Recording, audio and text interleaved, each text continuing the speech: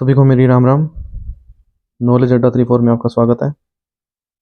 दोस्तों, आज बात करेंगे हम जीडीएस के जो वैकेंसी आई हुई है डाक विभाग में, उसमें निकले पदों की, क्वालिफिकेशन की, और सबसे ज़्यादा वैकेंसी किस एरिया में निकली हुई है, किस राज्य में निकली हुई है, इन बारों में बातचीत करेंगे। तो आइए स्टार्ट करते हैं। सबसे पहले मैं आपको बताना चाहूँगा,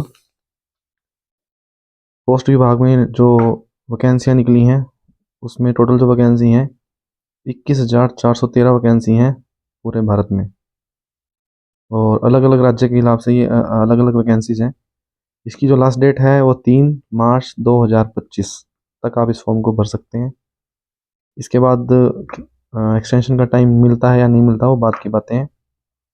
अगर इस फॉर्म के दौरान आपसे कोई गलती हो जाती है, जैसे एड्रेस गलत हो जाता है या कोई मार्क्स वार्क्स में गलती हो जाती है, तो आप उसको करेक्शन का आपको टाइम दिया जाएगा। 6 मार्च से लेके 8 मार्च तक उसको आप ठीक कर सकते हैं। अब बात आती है फ़ीस की, कि इसमें फ़ीस कितनी लगेगी।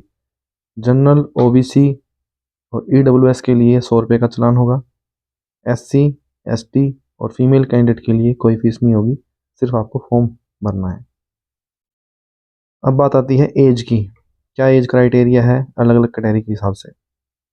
जनरल कैटेगरी के हिसाब से 18 से 40, मिनिमम 18 होनी चाहिए, मैक्सिमम 40 होनी चाहिए एक जनरल कैंडिडेट के लिए।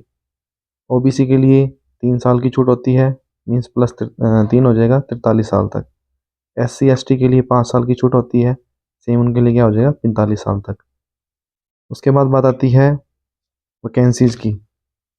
वैकेंसी देखी जाए तो सबसे ज़्यादा फिलहाल इस वैकेंसी में 2025 में उत्तर प्रदेश में सबसे ज़्यादा वैकेंसी आई हैं, जिनकी संख्या है 3004। सबसे ज़्यादा वैकेंसी हैं उत्तर प्रदेश में।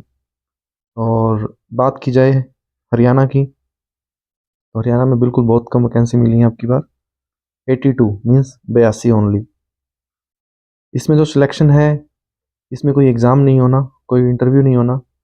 आपके 10th में जो मार्क्स आए हैं उनकी मेरिट के आधार पर ही सिलेक्शन होगा।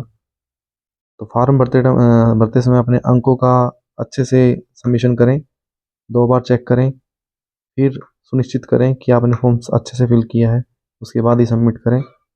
क्योंकि जो इस वैकेंसी में सिलेक्शन है वो डायरेक्ट मेरिट आधार पर है।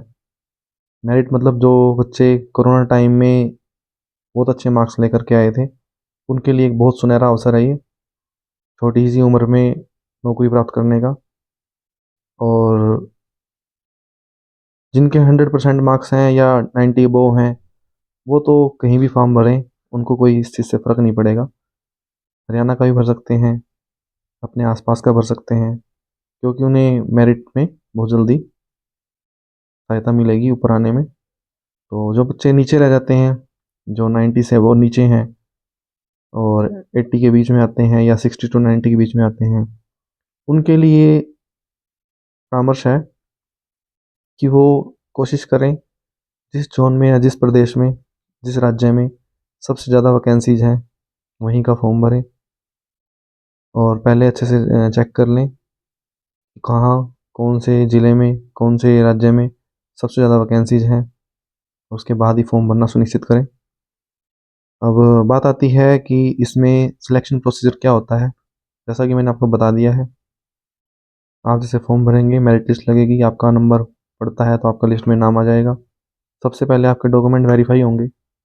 डॉक्यूमेंट वेरीफाई में आपका आधार कार्ड, 10th DMC और आपका एड्रेस प्रूफ, डोमिसाइल एक्सेट्रा, ये चीज़ें आपकी वेरीफाई होंगी।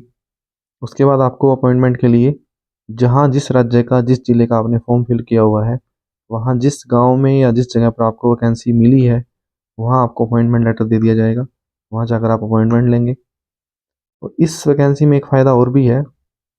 जो भी बच्चा मान लिया कि अपने राज्य से या अपने ज़िले से बाहर कहीं सिलेक्ट हो जाता है, तो उसको केवल 3 साल ही उस जगह पर रहकर नौकरी करनी होगी। उसके बाद वो अपने ट्रांसफ़र का फॉर्म फिल कर सकता है, अपने घर के आसपास आ सकता है। और इसके बाद बात की जाए मेरिट का किस बेस पर लिया जाएगा आधार। जैसे कुछ बच्चे 2020 में पास होते हैं, कुछ बहुत पुराने, जैसे कोई 96 में पास आउट है 10th, कोई 2000 में पास आउट है, कोई 2020 में है। तो इसमें सिर्फ़ और सिर्फ़ मार्क्स बेस पे ही मेरिट बनेगी और इसका कोई क्राइटेरिया नहीं है, ना ही ऐज का, ना ही नेम का और कोई क्राइटेरिया नहीं है। जिसके मार्क्स अच्छे होंगे, टॉप होंगे, वही पहले नौकरी का भागीदारी होगा, हकदार होगा। और कोशिश करें, ज़्यादा से ज़्यादा फॉर्म भरें, सभी को बताएँ, अपने परिवार में, अपने साथियों को, अपने दोस्तों को। और सुनहरा मौका है आपके पास नौकरी प्राप्त करने का, इसको हाथ से न जाने दें। धन्यवाद साथियों, आज के लिए बस इतना ही।